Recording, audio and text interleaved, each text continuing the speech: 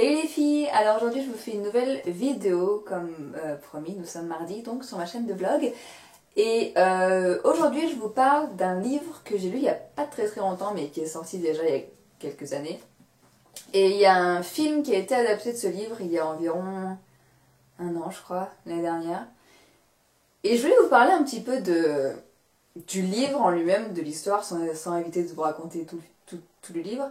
Et je vais également vous parler de l'adaptation du film qui est pour moi, enfin selon moi, elle est ratée. Alors je ne sais pas si vous avez vu le film ou si vous avez lu le livre, vous verrez bien. Donc le livre c'est 16 lunes. Donc ça ressemble à ça.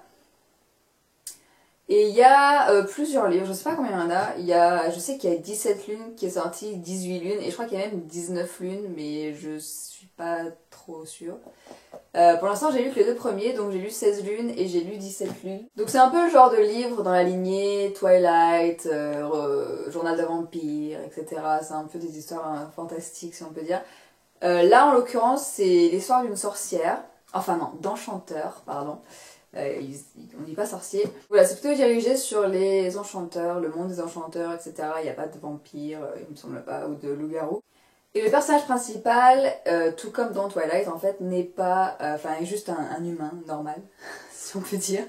Mais en l'occurrence, c'est un garçon. Donc on a vraiment le point de vue d'un mec, finalement, dans ce genre d'aventure. Donc le personnage principal s'appelle Ethan Waite. Et en fait, vous vivez un petit peu l'histoire à travers lui. Ça raconté à la première personne, du singulier. Donc voilà, c'est toujours je. Et on pourrait dire, enfin on pourrait penser que, étant donné que on a la vision et qu'on est finalement dans le corps d'un homme, si on peut dire, faut que j'arrête de dire si on peut dire, je sais, mais vu qu'on est en fait dans le corps d'un homme, dans Ethan finalement, et ben pour une fille on aurait pu penser que ça aurait été difficile de rentrer dans l'histoire, dans le personnage, etc. Mais en fait pas du tout. Je trouve que, enfin moi j'ai dévoré les livres et je les ai vraiment beaucoup appréciés. Et assez surprise au final parce que j'ai vu le film en premier et j'ai lu le livre après et en voyant le film je me suis dit oh mon dieu, les livres ils doivent être pourris et je me suis dit allez vas-y, achète le tome 1, tu verras bien et agréablement surprise franchement, il se lit, bon voilà c'est pas de la grande littérature, voilà, c'est pas Baudelaire mais enfin c'est vraiment des livres très sympas à lire, bon ils sont assez épais mais franchement ça se lit très vite, enfin on est vraiment dans l'histoire. Donc ça se lit vraiment très vite. Et il y a beaucoup de... Il y a pas mal d'humour en fait dans ce livre. Et au début ça commence vraiment comme finalement un roman ado classique avec voilà l'histoire d'Ethan, sa vie, la vie banale d'un garçon américain dans le sud des États-Unis, quoi, dans une petite ville, et au final avec les traditions américaines du sud, etc. qui restent. Enfin, c'est assez marrant de voir ça, quoi. Et puis d'un coup, Ethan rencontre Lena à l'école. C'est une jeune fille qui vient juste de débarquer à son lycée. Et ça pourrait sembler banal, juste une fille qui arrive comme ça dans un lycée, sauf qu'apparemment dans le sud des États-Unis, vous vivez dans la même ville pendant plusieurs générations et générations. Et donc en fait qu'il y ait une nouvelle qui arrive, ça surprend tout le monde et genre c'est un peu la nouvelle curiosité de la ville. Mais ce qui est en plus nouveau par rapport à cette fille, donc qui s'appelle Lena Duquesne, c'est qu'apparemment elle est la nièce de Macon Ravenwood, qui est un peu l'outsider de la ville, un peu le mec reclus, que personne n'a vu depuis des années, mais dont tout le monde se méfie, parce qu'apparemment il y a des rumeurs comme quoi il ferait de la sorcellerie. Donc vous voyez que c'est assez marrant en fait au final, ce qui peut se passer, c'est assez révélateur des petites villes ou des petits villages et que tout le monde parle sur tout le monde sait tout sur tout le monde et on se méfie toujours des gens un peu de l'extérieur ou des gens qu'on voit pas trop ou autre. Donc la vie d'Ethan se retrouve bousculée quand il rencontre Lena, puisque comme par hasard, il a rêvé de cette fille depuis des mois et d'un coup elle arrive devant lui et donc forcément il tombe amoureux. Voilà, forcément, je veux dire, voilà, normal quoi, ça arrive que dans les livres. Et donc du coup... Lena tombe amoureuse de lui en retour, enfin bref, là c'est pas un spoiler, hein, je veux dire, on s'en doute tout de suite en lisant le livre, ça ne peut arriver, il y a que ça qui peut arriver quoi. Mais Lena lui apprend un jour qu'en fait, elle n'est pas humaine, elle est une enchanteresse. Et là, toute une série de choses vont se produire, comme par hasard. Et c'est un livre vraiment très sympa. Franchement, je vous le conseille si vous aimez un peu les livres dans ce genre-là. C'est assez différent de Twilight. Il y a beaucoup plus d'action que dans Twilight et il y a plus de... peut-être de mystère en fait, parce que vraiment en lisant le livre, et surtout le tome 2, on lit le livre et d'un seul coup on a une surprise, on dit ah, je l'ai pas vu venir celle-là. Et c'est assez bien. Bon, c'est écrit gros hein, aussi. Enfin ça va quoi, franchement ça se lit très vite. C'est vraiment un livre jeune adulte, ado, enfin voilà, c'est très très sympa.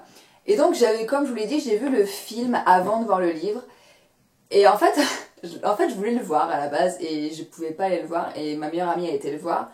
Et je lui ai dit, ah, t'as été voir Sublime Créature? Parce que c'est le titre. En fait, en anglais, le titre c'est Beautiful Creatures, je crois.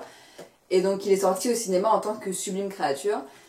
Et là, elle a été le voir, elle me dit, ah, va pas le voir, il est pourri et tout. Je suis comme ça, il est pourri. Elle fait, non, mais laisse tomber, c'est pourri, c'est parce que dalle, les effets spéciaux sont nazes et tout. Je suis, ah ouais.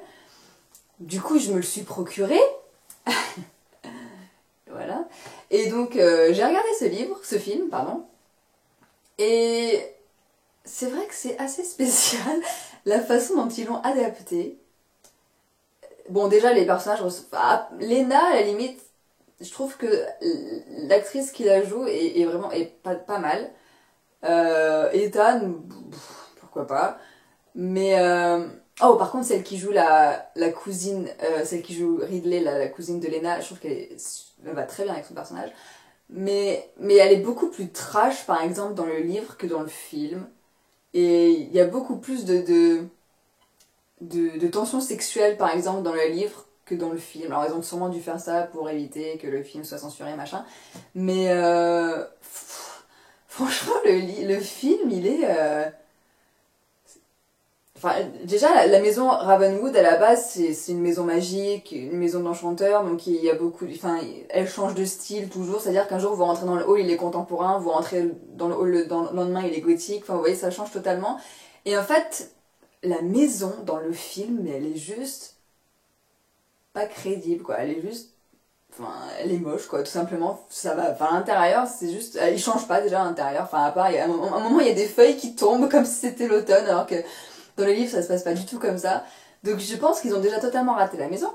Et ensuite, les Macon, bon, pourquoi pas, je le vois pas comme ça. Et aussi, dans le film, ils ont mélangé 16 lunes et 17 lunes. Voilà, normal. Alors que la fin de 16 lunes est géniale, c'est-à-dire qu'il se passe des choses, mais c'est juste énorme. Et ils ont totalement squeezé ça pour faire la fin qu'ils ont fait dans le film. Non mais n'importe quoi. Franchement, le film est super mal adapté. Je sais pas combien de millions ils ont mis dedans, mais c'était même pas la peine de le faire. Je pense d'ailleurs qu'il n'a pas fait beaucoup d'entrées et pas beaucoup de succès. D'ailleurs, je crois même pas qu'ils vont faire un second. Dommage, parce que franchement, le 17 lunes, il est génial aussi. Le livre est vraiment super. Il y a un nouveau personnage qui arrive en plus. Et enfin bref, je vous raconte pas, mais c'est juste... le second est très très bien aussi. Et le film est juste totalement bâclé des livres, quoi. C'est-à-dire qu'on voit le film en premier, on se dit oh mon dieu, c'est quoi ces livres? Vous avez même pas envie de la regarder, alors que je vous assure que vous lisez les livres, ils sont juste énormes. Et le film est totalement nul, quoi. Enfin, je sais pas si vous l'avez aimé ou pas, peut-être que vous l'avez aimé, que vous n'avez pas lu les livres, mais que vous avez aimé ce film. Tant mieux pour vous, hein, je veux dire, voilà, il y en a qui aiment, je critique pas. Pour ma part, j'ai pas du tout aimé l'adaptation, je trouve que c'est totalement raté. En plus, elle est censée, dans le livre, Lena roule dans un corbillard. C'est ce qui fait un peu sa personnalité bizarre, etc. Elle roule dans un corbillard. Dans le film, elle roule dans une espèce de New Beetle jaune poussin. Genre, sérieusement, crédibilité zéro. Donc, il y a plein de trucs comme ça. C'est pareil, en fait, Ethan... Donc on vous le dit dès le début du livre. Hein. Dès le début du livre, on vous dit que sa mère elle est morte, qu'il vit avec son père qui est un peu devenu fou, et donc il a sa gouvernante qui s'appelle Amma, qui prend soin de lui, qui l'élève et tout. Et Amma, en fait, on apprend beaucoup de choses sur elle à travers le livre.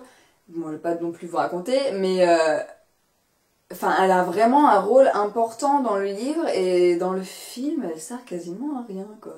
Donc je sais pas ce qu'ils ont fait, franchement, mais le film est nul. de chez nul. Et n'allez pas voir le film, mais lisez les livres. Franchement, je vous assure, vous pouvez me croire. Si vous aimez ce genre de livres, parce que bon, je sais que tout le monde n'aime pas cette littérature-là, hein, moi j'aime bien parce que j'aime bien lire des livres qui me permettent de m'évader et pas qui me rappellent mes problèmes, par exemple. Donc, si vous aimez ce genre de livre, je vous conseille vraiment la saga 16 lunes, je sais pas trop comment elle s'appelle, parce que vraiment les livres sont géniaux et il y a beaucoup d'action, il y a beaucoup de suspense, il y a beaucoup de mystère, il y a de l'amour bien sûr. Mais il y a vraiment tout dans ces livres qui fait que c'est vraiment très intéressant à lire. Et vraiment, c'est vraiment dommage qu'ils aient autant bâclé le film. Parce que ça aurait pu être un film de malade, franchement. Et bon, tant pis, c'est comme ça. C'est comme ça. C'est assez difficile de faire ce genre de vidéo parce que j'ai pas envie de trop vous spoiler les livres au point où vous vous dites bon bah c'est bon on connaît l'histoire, on va plus regarder, on va plus les lire. Donc c'est vraiment difficile d'essayer de vous donner l'envie de le lire parce que moi j'ai vraiment adoré ce livre et en même temps de pas trop vous en raconter pour pas vous spoiler tout le suspense. Donc j'espère que j'ai bien fait mon job. Au pire vous verrez le résumé derrière. Je vais pas vous le lire parce que je sais pas, j'aime pas lire. Enfin bref. Ah oui, donc ils habitent à Gatlin. C'est vraiment dans le sud des États-Unis, vous voyez un peu genre la Louisiane, etc. Donc déjà, si vous connaissez un peu l'histoire des États-Unis, vous savez qu'en Louisiane, il y a tous ces trucs de voodoo, etc. Donc voilà, ça peut vous mettre un peu en condition, etc. pour lire le livre. Mais voilà, bref, voilà pour ces livres. Voilà pour cette vidéo, tout court d'ailleurs. Hein. J'espère que cette vidéo vous a plu, que ça vous a donné envie de, pourquoi pas, commencer la saga 16 lunes. Je veux bien vous parler d'autres livres ou autres si vous voulez. Oh, par contre, il y a un truc que j'ai regardé hier. Donc là, je filme cette vidéo, on est dimanche, donc hier, ça veut dire samedi. C'était les 50 ans de Doctor Who. Et je peux vous dire que j'étais au taquet. C'était énorme. Et je crois que c'est un des meilleurs épisodes que j'ai jamais vu de Doctor Who. Il était juste monstrueux cet épisode, avec les 3 docteurs, avec David Tennant.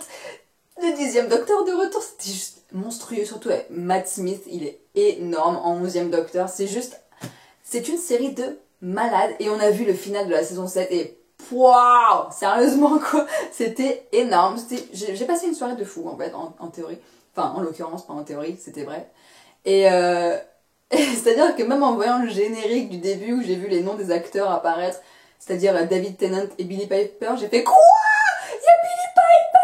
Et ma mère qui, mais qu'est-ce qui t'arrive? Non mais c'est Doctor Who, laisse-moi, je vis mon truc là, tu vois. Donc je sais pas si vous êtes fan de Doctor Who, si vous connaissez un petit peu, mais l'épisode, le jour du Docteur, était juste énorme, énorme. J'en ai encore... Et plus ça va, plus je deviens orange et jaune dans cette vidéo, c'est juste génial. Bref, voilà pour les fans de Doctor Who, j'espère que vous avez regardé l'épisode, il était juste énorme. Donc si vous ne l'avez pas vu, regardez-le. Énorme. Énorme. Quand ils ont annoncé que David Tennant y partait, j'étais genre trop dégoûtée. Je fais non, David il peut pas partir. Et puis finalement, Matt Smith, je crois que c'est un des meilleurs docteurs avec David Tennant. Ils sont juste totalement monstrueux tous les deux. Et là, de savoir qu'il part, mais je suis trop dégoûtée, quoi. Il était juste énorme. Et j'aime bien la nouvelle aussi, là. Clara Oswald, elle est juste... Je trouve elle a vraiment un super rôle. Elle est super mimi. Elle ressemble vachement à Nina Dobrev et Alexandra Chandler, si c'est ça, de The Lion Game. Je trouve que... Ouais, franchement, je trouve elle apporte un truc. Elle est vraiment très très bien en compagnie du docteur.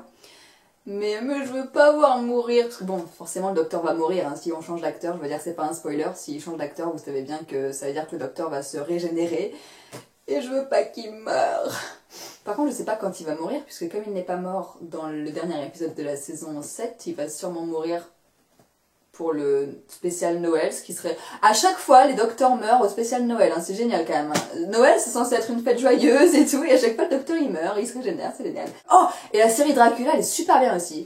Je sais que Justine, elle avait pas aimé, elle m'avait dit « Dracula, c'est pourri », mais en fait, les épisodes, ils avancent trop trop bien, et l'histoire, elle est de plus en plus géniale, donc moi, j'adore. Bref, à chaque fois que je fais un vlog, j'arrête pas de blablabla. J'espère que ça vous a été utile, et puis je vous dis à vendredi pour une vidéo beauté, et à mardi prochain pour une vidéo vlog. J'espère que ça vous a plu, et je vous dis à bientôt.